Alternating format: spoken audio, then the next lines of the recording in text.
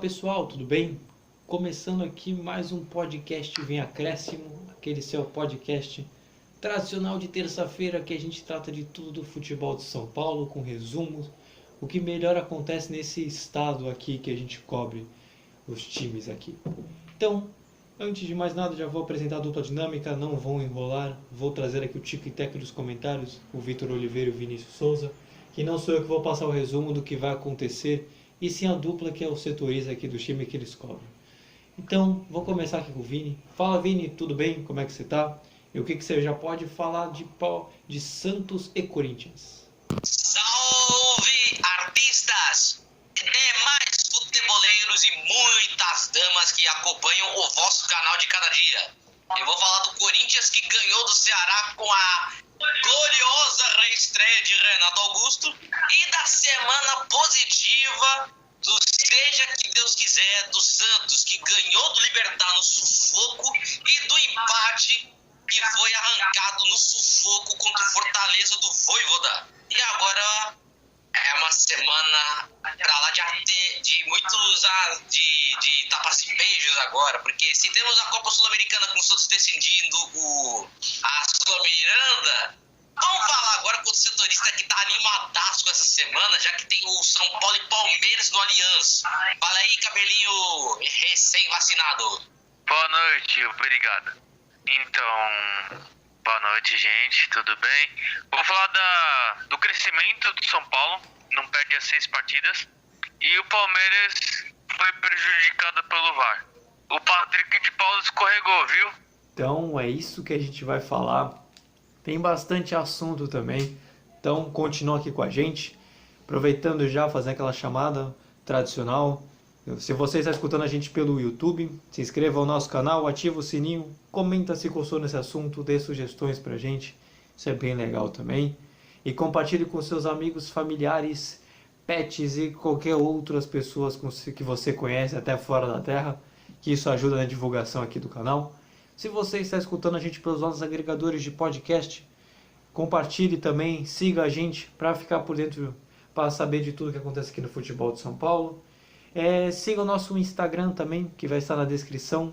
Segue lá, a gente posta várias bobeiras e também uns assuntos sérios também. E acesse o nosso site, vemacréscimo.wordpress.com. Lá você pode ver nossas últimas publicações, tabelinha, uma tabela sobre todos os jogos do time de São Paulo e muitas outras coisas que você pode acompanhar também.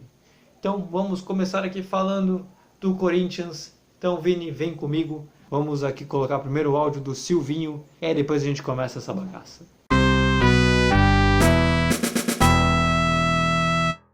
O Renato, sim, é um atleta experiente, de muita qualidade, não está pronto, evidentemente, mas nós já sabíamos da importância e de poder utilizá-lo a partir de aí 30 minutos.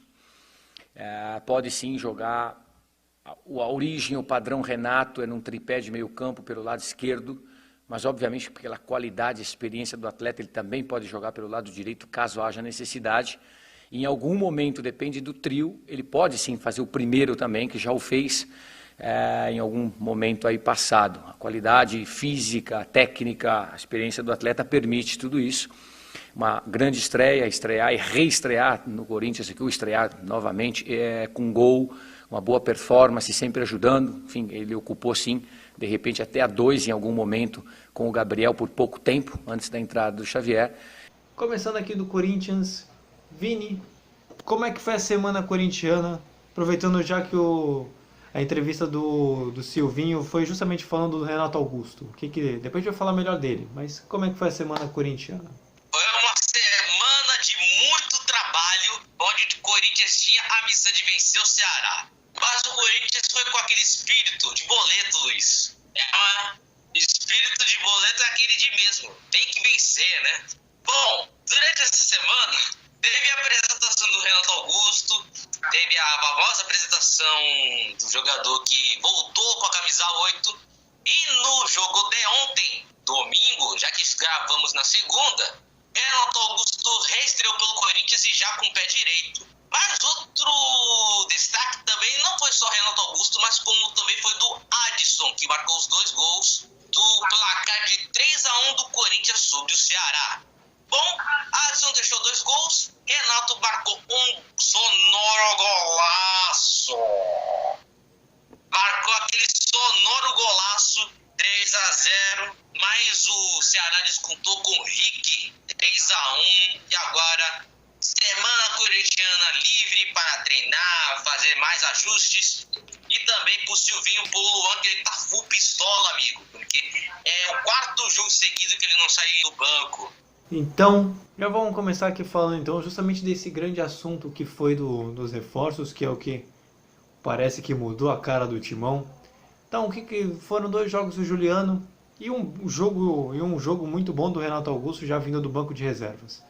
Então, o que já dá para dizer de mudança que o time do Corinthians teve e o que eles podem agregar para o longo dessa temporada? Aí você vê, Luiz, o Renato Augusto mal estreou no Corinthians, nem teve nem 10 minutos em campo, assim, para dar aquela famosa aquecida, e o cara já fez o seu primeiro gol na reestreia. Aí você vê o quanto que o cara tá voando.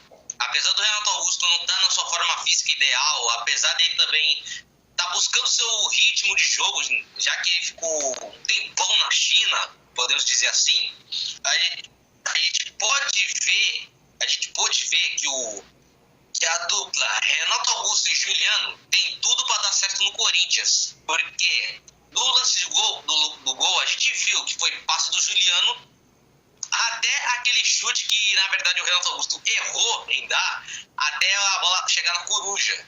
Mas a gente pôde ver, muita coisa mudou desde daquele jogo atípico do Corinthians contra o Flamengo. O Corinthians se impôs, o Jô, que jogou muito mais parado nos últimos jogos, pelo menos contra o Ceará, o cara buscou jogo, o cara saiu da área, o cara fez o que pôde no jogo contra o Ceará. Pelo menos o Jô se movimentou. Era isso que eu tava querendo ver do Jô. Não era só ficar centroavante, paradão, que nem um bujão de gás ali na área e só a bola aérea, se Deus quiser, assim. Não, pelo menos ele buscou o jogo, ele se movimentou e deu oportunidade para mais pessoas flutuarem para ir para a área. Entendeu? O lance do gol do Adson, porém, o Adson fez o papel do Jô, enquanto o Jô fez o papel do Adson, que é ficar lá na área, ficar todo esperando lá o cruzamento do Fábio Santos e só empurrar a bola de cabeça pro fundo do gol. Foi assim, partida perfeita do Corinthians contra o Ceará. É claro que o gol do Ceará não teve falha de ninguém, na minha opinião, foi um belo gol do jogador Rick do Ceará, mas isso não atrapalha a boa performance do time corintiano. Então, falando desse jeito, do que você comentou, essas coisas, então já dá para imaginar que vai ser um Corinthians mais competitivo para pelo menos o segundo turno do Campeonato Brasileiro, né? Você, Vini, comentava-se muito sobre essa falta de habilidade, às vezes, do elenco corintiano, e com 2 reforços de peso, assim, são bons jogadores mesmo, você acha então que o Corinthians no segundo turno vai ser muito mais competitivo do que foi o primeiro? Ou pelo menos essa primeira parte da temporada?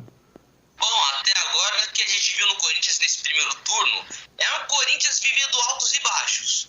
Muitos pensavam que o Corinthians ia cair de divisão. Depois que anunciaram o Silvinho, pensaram que o Corinthians não ia dar liga, que os jogadores que o Corinthians tem à disposição não iam causar algum certo impacto na torcida para que eles consigam pensar assim: é com esse time que a gente vai ser campeão brasileiro, que a gente vai para Libertadores, alguma coisa. Mas com a chegada dos reforços e mais do Roger Guedes, que a gente nem sabe se ele vem ou não vem, assim, pelo menos o Corinthians está melhorando, só com a chegada dos dois. E pro o segundo turno promete pro lado do Corinthians. É claro que o Corinthians pode perder para Atlético, para Flamengo, pode perder para qualquer um no segundo turno, mas do jeito que o Corinthians jogou contra o Ceará, tem que ser assim nos próximos jogos, contra Atlético Paranaense, Juventude, Grêmio e assim por diante. Tem que continuar no alto nível. E também, sem falar assim das peças e muito do jogo de ontem, uma coisa que me chamou a atenção também é que o Silvinho fez 4 alterações ao invés de ter feito 5, né? Que agora está liberado, né? Por causa da pandemia, tem que dar mais rodagem para os jogadores. Mas, na minha opinião, eu achei que o Silvinho está errando exatamente isso, nas substituições.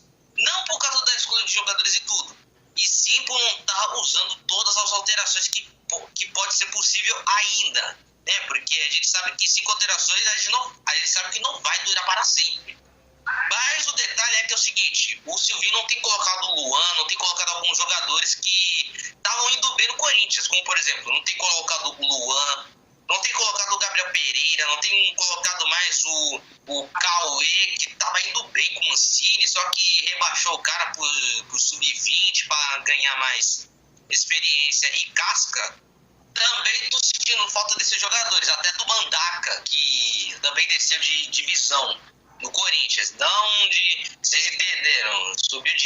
Desceu de patamar, entendeu? Mas é isso que o Silvio tá, na minha opinião, tá errando. De não tá usando todas as substituições para dar mais rodagem para os demais jogadores citados. Mas eu posso ter dado uma volta no assunto, mas fica aqui a minha opinião. Não tem problema. A gente já viu que o Corinthians pode vir mais forte mesmo. E uma boa prova é saber contra o Atlético do Paraná, né? É um time que vem em baixa, não vem muito bem na temporada, mas vai jogar nesse domingo, fora de casa, às 4 horas, contra esse bom time do Atlético do Paraná. E o que dá para esperar, Vini, então, do Corinthians para esse jogo, vide esse último jogo contra o Ceará? Pelo menos como base. Na minha opinião, o Atlético Paranaense só tá entre os primeiros aí, só não tá na liderança porque tem Atlético, Palmeiras, Bragantino e Fortaleza, entendeu? Em resumo é isso. Mas esse time do Atlético Paranaense literalmente é o mesmo da temporada passada. O que mudou foi o técnico. O Atlético Paranaense contratou um técnico português. Por coincidências à parte, né? Só foi o Jorge Jesus que fez fazer história aqui no Brasil, que agora a moda aqui é treinador português.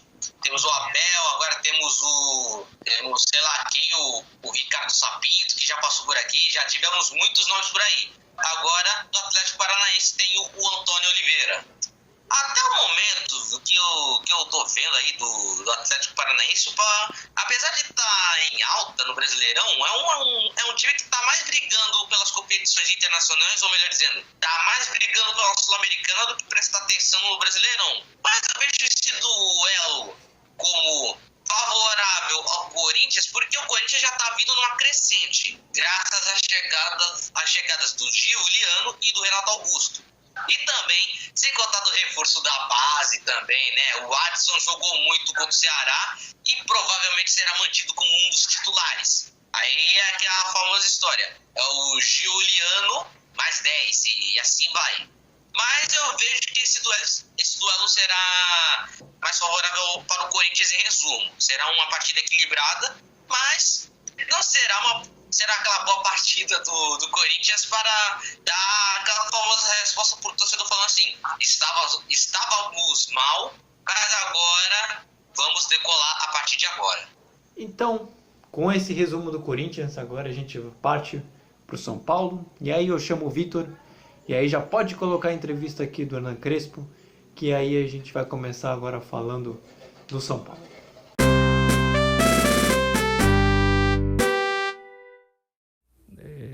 Eu não falo molto da situação futura que é Palmeiras,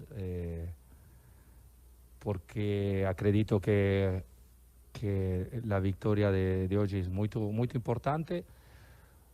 Muito importante en cuanto a resultados, sí, correcto, pero no mudaba absolutamente meus pensamentos, meu análisis, se terminava 1-1. Começando aqui falando do São Paulo, Vitor, podemos dizer que o São Paulo teve uma semana, vou colocar como mais ou menos, não teve nenhum... Pela Libertadores foi ok e foi um bom resultado pelo Brasileiro. Mas o que você pode trazer com mais detalhes dessa semana tricolor? Começando com a partida de terça-feira, Luiz, foi a Libertadores, São Paulo e Palmeiras. Primeiro jogo das quartas de final. Foi uma partida equilibrada entre as duas equipes, com vantagem para o Palmeiras no final das contas. 1-1, primeiro jogo, Palmeiras pode manter o resultado que ele passa, porque fez gol fora de casa. E as duas equipes sem 3 zagueiros. com objetivos definidos, errar o mínimo possível ou quase nada. São Paulo sem Benítez precisava construção e procurar espaços na defesa rival. E o Palmeiras sem Scarpa, apostando no trio de ataque móvel, com Dudu, Rony e Breno Lopes.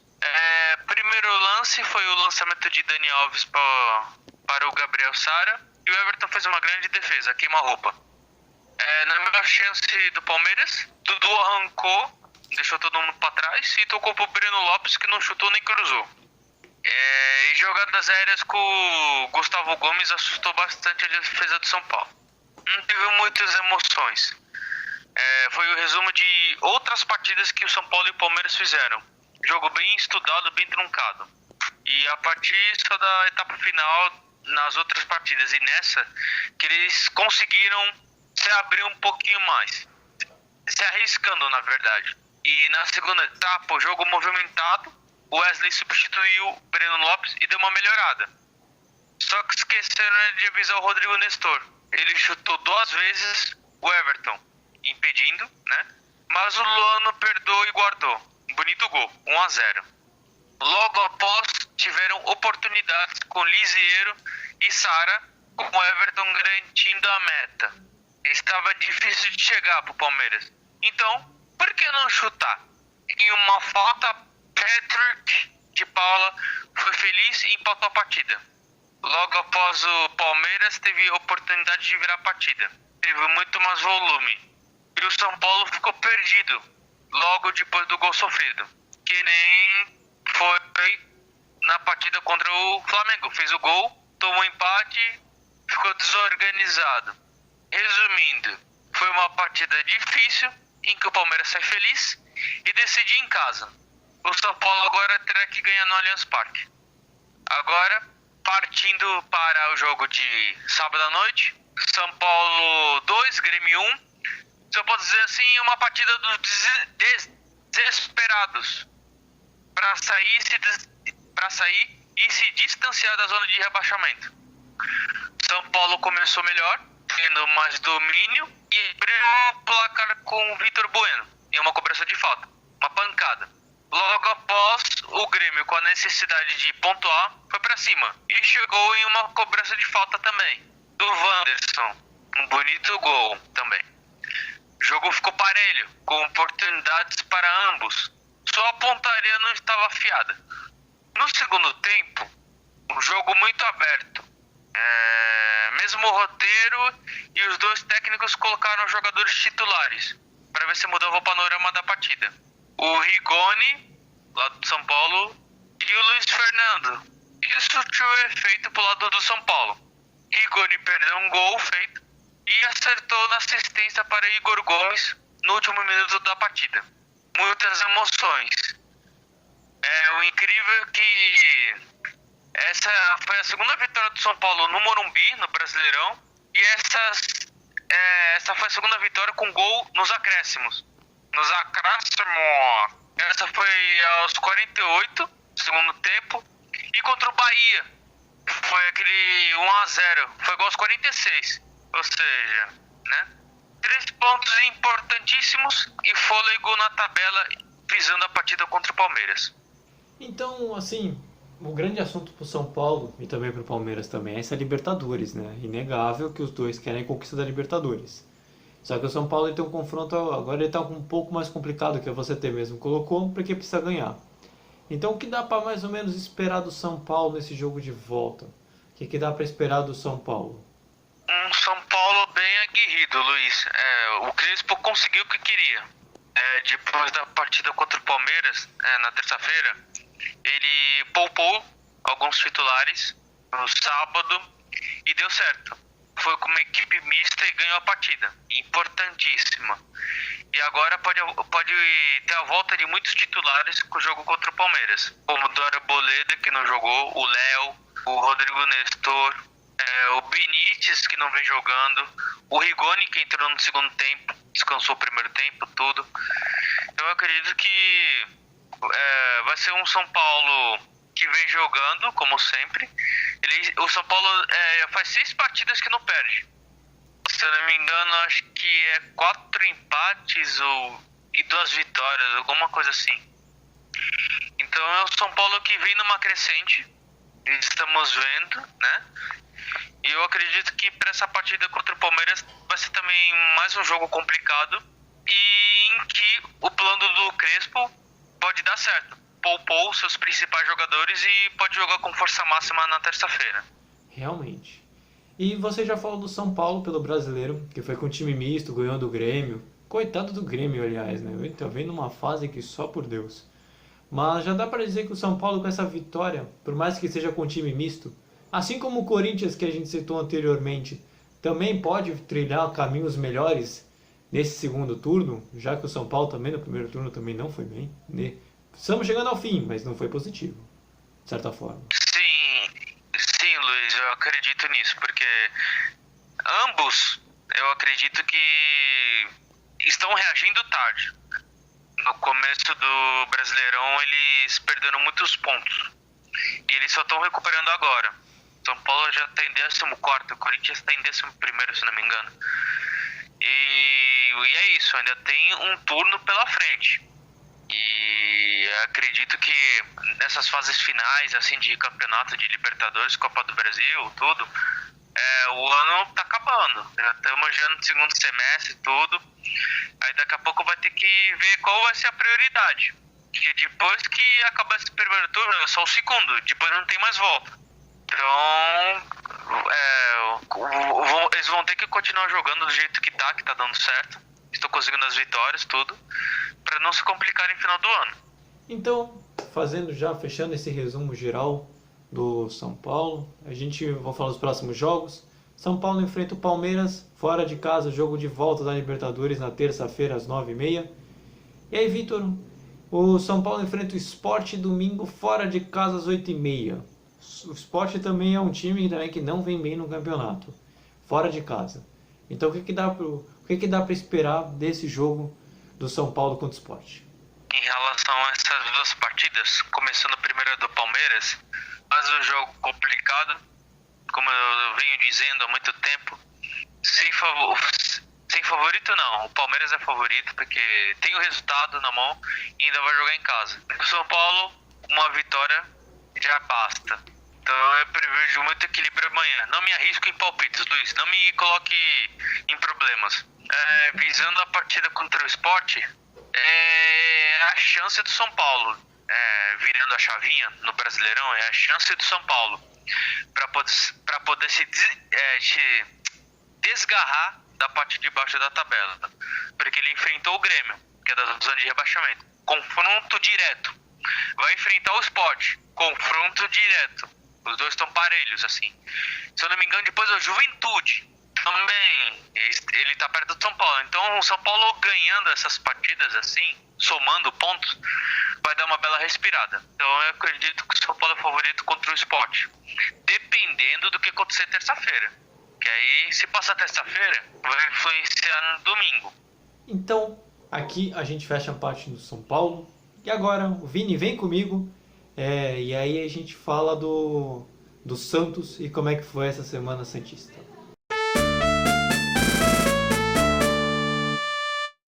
Eu avalio a performance do Santos como positiva. A equipe competiu, neutralizou as principais jogadas do Fortaleza, teve controle do jogo na primeira etapa e sofremos, como sabíamos que ia sofrer, em virtude das trocas e da força física da equipe adversária. Mas é muito positivo. Os jogadores se entregaram, cumpriram aquilo que o Diniz pediu para eles durante a semana e avalio como positiva e como uma sequência boa depois do grande jogo de quinta-feira. Então, passando aqui do São Paulo, vamos falar agora aqui do Santos. Você já ouviu a entrevista do assistente do Santos, que não treinou o Fernando Diniz, ele estava suspenso. Vini, o Santos, como é que foi a semana santista? O que você pode dizer de melhor? Eu já ia falar o próximo tema, já estava me enrolando todo. Então, que dá para falar do Santos? Ai, que semana do Santos. Olha, faltou pouco, mas eu digo assim, faltou pouco para eu ficar felizão com o Santos e com o Corinthians nessa semana. Depois de umas semanas, quase entrando numa fria, de só chegar no podcast e comentar umas derrotas, empates e tudo. Bom, o caso do Santos foi assim. O Santos começou a jogar contra o Libertad na quinta-feira, contra o Libertad na Sula Miranda. O Santos fez um 2-1, mas foi um jogo difícil, foi uma vitória no sufoco que, meu amigo, a vitória foi tão suada que contou até com gol contra nas partidas, nos acréscimos. Mas, para começar, o Santos começou jogando de igual para igual pro Libertad, mas parecia que o jogo estava se encaminhando para um 0-0 no primeiro tempo, mas foi graças a um pênalti dado pelo VAR que o Carlos Sanches fez o gol na marca penal.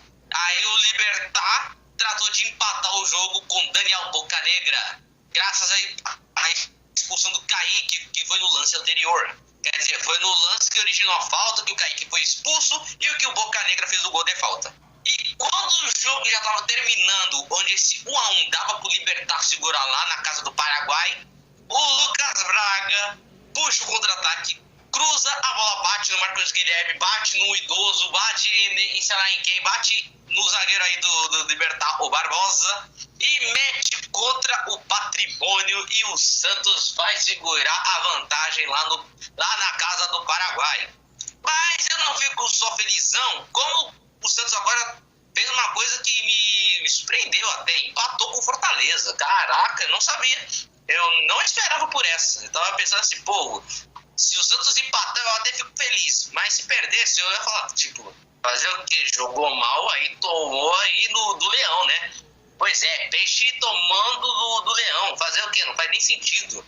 Mas, jogo na Arena Castelão, Fortaleza voando, quer dizer, o Leão tá voando, né? Metáfora infame, né? Aí o Fortaleza fez 1-0 com o ex-santista Lucas Crispim. Pois é, teve lei do ex na Arena Castelão. Aí, logo depois do gol do Crispim, Carlos Sanches fez o gol de cabeça. Mas nesse jogo, vale destacar a barbaridade que o João Paulo pegou tudo. O João Paulo merece estar na seleção? Nada disso, ainda tem melhores aí. Mas se for possível, o Tite fica de olho nesse jogador aí. Mas, visando que era um jogo difícil contra o Fortaleza do Vojvoda e também de um Fortaleza que vem de uma crescente que está surpreendendo a todo mundo de estar no G4, só parou no João Paulo porque o goleiro estava inspirado. Pegou até pênalti, contou com a sorte, teve VAR ajudando também em 3 ou 2 gols do Fortaleza aí do jogo. E o Santos saiu da Arena Castelão com muita sorte e um empate no bolso. Sendo que no final, alguns dos jogadores do Santos falaram que o resultado foi justo. Contigo, Luiz. Realmente, esse jogo contra o Fortaleza foi louco mesmo. Agora pelo jogo de volta da Sula, o Santos ele conseguiu um bom resultado, jogando em casa, ganhou por 2-1, por mais que sofrer gol em campeonato nacional não seja positivo, ganhou o jogo. E agora tem um jogo de volta que pode garantir vaga na semifinal da Sula Miranda. E o que o Santista pode esperar para esse jogo de volta? O jogo de volta, o Santos avançar de fase, o Santos precisa se defender melhor, para ser sincero. Porque no jogo contra o Corinthians, tudo bem, foi 0-0, tomou sufoco do rival, mas conseguiu empate na sorte. Assim como aconteceu contra o Fortaleza, que também empatou na sorte. Era para ter perdido esses 2 jogos, só que empatou porque o goleiro foi bem em um jogo e o VAR foi bem no outro jogo, contra o rival. Mas, contra o Libertad, como a gente vê que é time paraguaio, como os caras já estão motivados a ter uma difícil tarefa de fazer 2 gols em cima do Santos, ou fazer pelo menos umzinho para ficar naqueles famosos critérios de desempate, pro Santos é segurar o resultado. Ou fazer o simples, fazer mais um gol e ficar suavão pro segundo tempo, ou pensar no próximo jogo. Visando que temos o Atlético Paranaense e o Bragantino em outras chaves. Nas outras chaves da Sul-Americana, digamos assim. Então, Realmente agora vai ser um jogo difícil para o Santos para a volta. Mas Vini, para quebrar um pouco o clima, eu queria falar que o VAR tá ajudando o Santos, não é possível. Esse jogo contra o Fortaleza foi muito louco. 2 gols anulados, contra o Corinthians também foi 2. E parece que foram 2 justos, né? Pode dizer que o Santos também tá com um pouco de sorte também? Eu tava vendo aqui quais eram os lances revisados no jogo do Santos. O Santos teve 6 lances revisados pelo VAR nos últimos 3 jogos. Foi contra a Chapecoense, foi contra o Corinthians e foi contra o Fortaleza. Só para você ver como o VAR tá ajudando o Santos. Mas a gente tá vendo que no lance contra a Chapecoense, quando o Sanches bateu o pênalti, o goleiro se adiantou, o VAR mandou voltar a cobrança, e o Sanches, na segunda chance, só para você ver o trocadilho, aí o Carlos Sanches, na segunda chance, fez o gol. Aí contra o Corinthians, teve o gol anulado do Corinthians, o gol do jogo que foi anulado, e teve um pênalti que foi anulado. Aí não tenho dúvida disso, né? Sendo que, vou nem contar que o pessoal da Premier League ainda quer mudar essa regra da Premier League falando sobre pênalti, e que a linha do VAR não vai ter mais um pixel de largura para a gente traçar a linha de impedimento. Não, eles querem mudar a espessura dessa linha de impedimento. Agora eles querem colocar de um jeito como se fosse posição legal, em resumo. Se esse lance fosse implantado no Brasil, esse gol do Corinthians não seria anulado não, hein? Esse gol do Jô aí contra o Santos.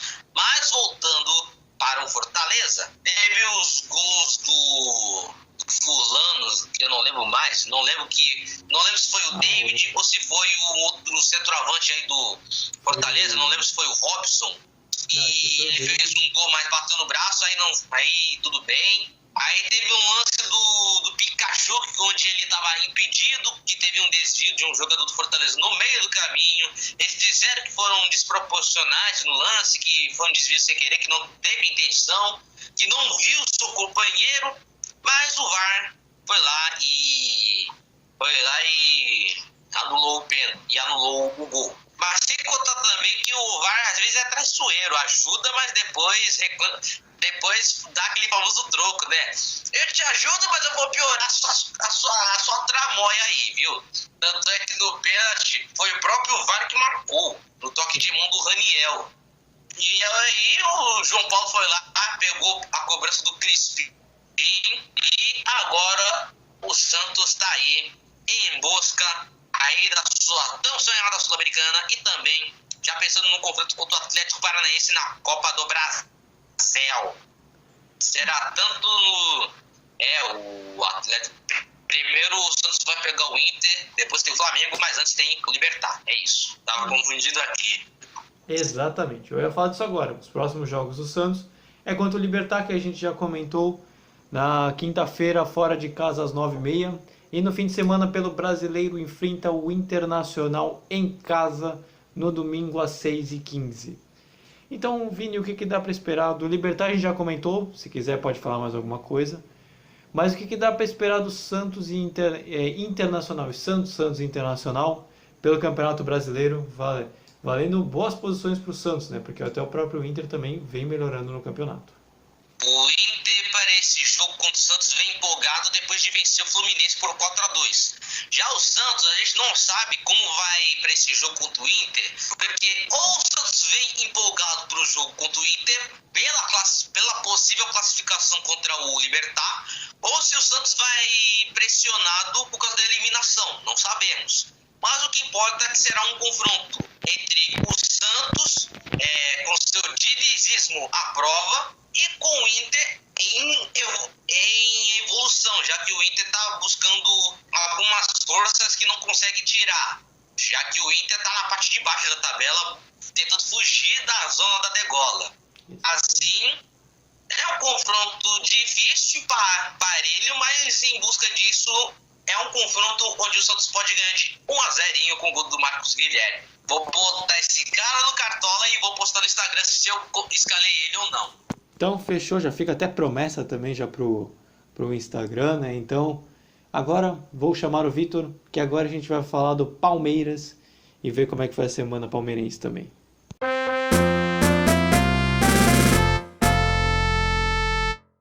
Hoje em dia o futebol é demasiado sério, nós dedicamos muito trabalho, muito tempo, muito esforço. Eu, os meus jogadores, somos profissionais e espero que no futuro os árbitros brasileiros possam ser também profissionais, que lhe criem todas as condições para que possam fazer também eles um grande jogo e bom espetáculo. E hoje tinha tudo para ser um grande jogo, contra uma grande equipa que é o Atlético Mineiro, muito bem orientada, com grandes jogadores, fez um grande investimento este ano e, como eu digo, trabalhamos muito, planeamos muito este jogo, tínhamos uma estratégia bem definida, entrar com uns jogadores no início do jogo e depois com 5 substituições poder acelerar nos minutos finais, mas infelizmente hoje houve uma equipa dentro de campo que não esteve à altura destas duas equipas. Então aqui você já escutou a entrevista do Abel Ferreira a respeito do último jogo do Palmeiras.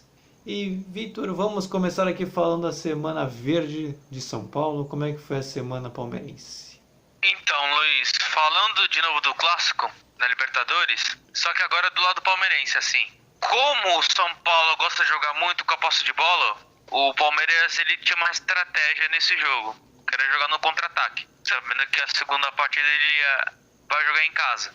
Então o Palmeiras só teve alguns bons lances, principalmente com o Dudu. Dudu ele foi a válvula de escape, ficava no meio de campo, ficava no ataque, meio, armação no time, já que o Gustavo Scarpa e o Rafa Veiga não estavam em ação, e o Breno Lopes. Só que o Breno Lopes ele cometia muitos erros, cometia muitas decisões equivocadas, tanto que ele foi sacado no segundo tempo e entrou o Wesley.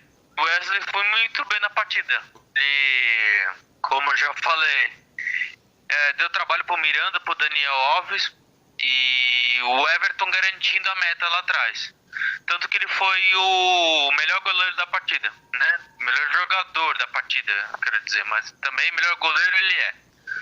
Enfim, e o Palmeiras conseguiu numa cobrança de falta, na falha do Volpi, fazer o gol de empate. E depois do gol de empate que o Palmeiras fez, o Palmeiras cresceu bastante no jogo. Teve até chances de virar a partida, que seria um péssimo pro São Paulo e ótimo pro Palmeiras, que ia decidir em casa. Mas o 1-1 refletiu bastante o que foi o jogo. Muito estudado, combativo e guardou mais emoções para o próximo jogo. E agora falando do Atlético Mineiro e Palmeiras, foi 2-0. É uma partida complicada em que as expulsões fizeram a diferença. Expulsões Patrick de Paula, do Abel e do João Martins. O Atlético tomou as iniciativas, mas não deu certo. Enquanto o Palmeiras, com seu ataque rápido, não ameaçou muito. Oportunidades como de Gabriel Menino, Jair, não presidente, Jair, cabeçada, e Vargas, no chute, foram de destaque, até que a Arana cruzou e Savarino completou para as redes. Antes disso, teve a polêmica do Patrick de Paula, que, na minha opinião, faltou bom senso. E não era para expulsão, ele escorregou. Enfim, seguimos. Na segunda etapa, Palmeiras, com um a menos, teve muitas dificuldades.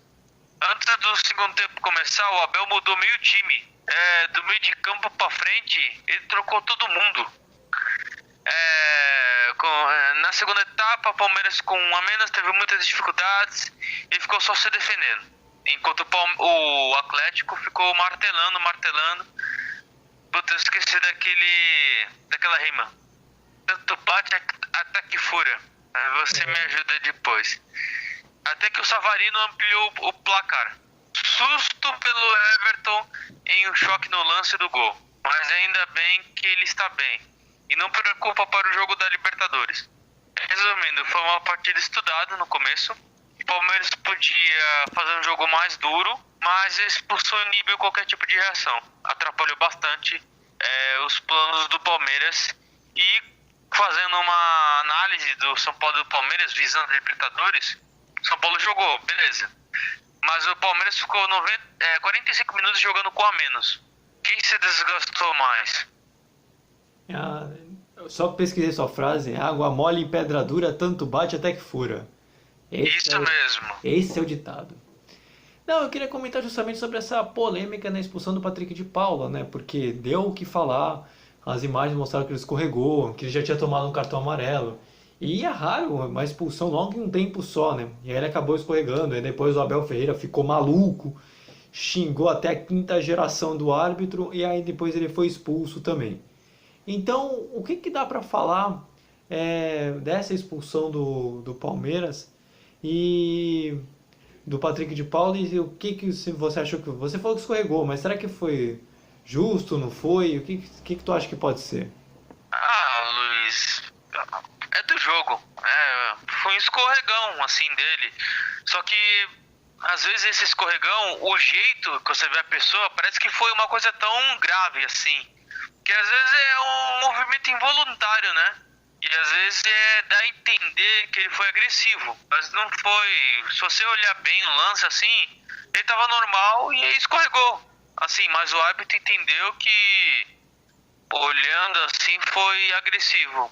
Não foi, não. Enfim, é questão de interpretação. Pra mim, não foi.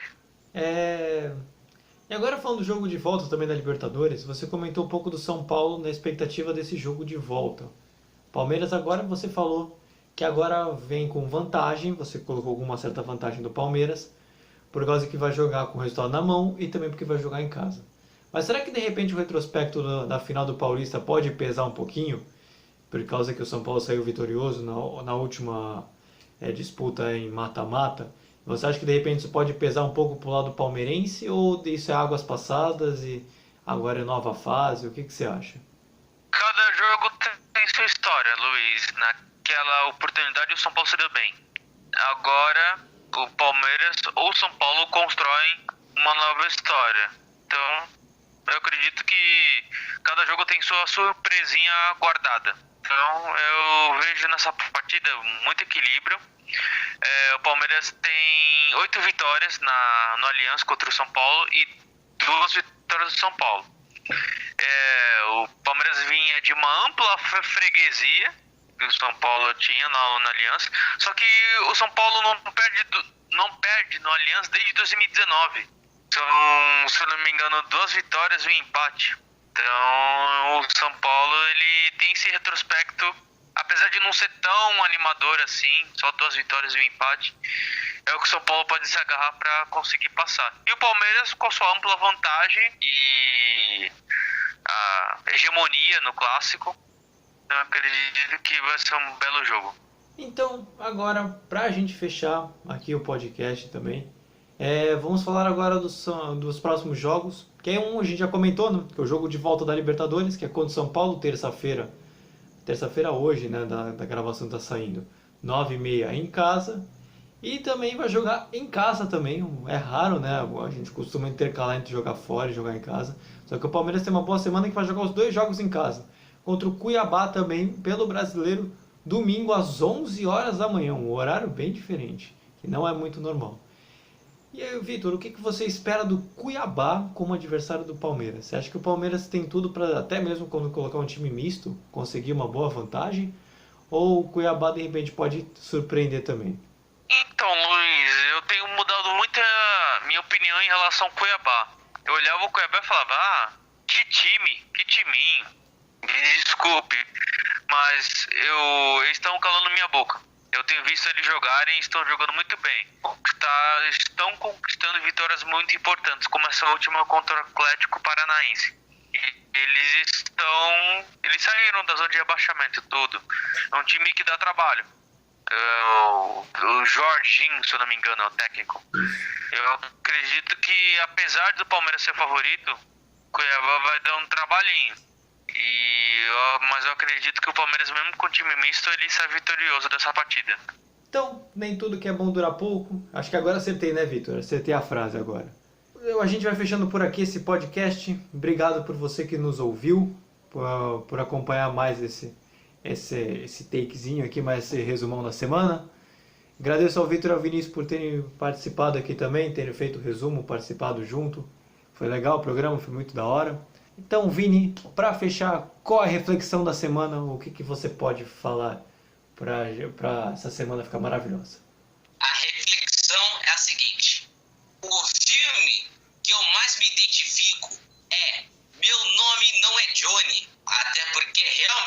nome não é esse. Boa semana, galera. É muito boa, essa é muito da hora.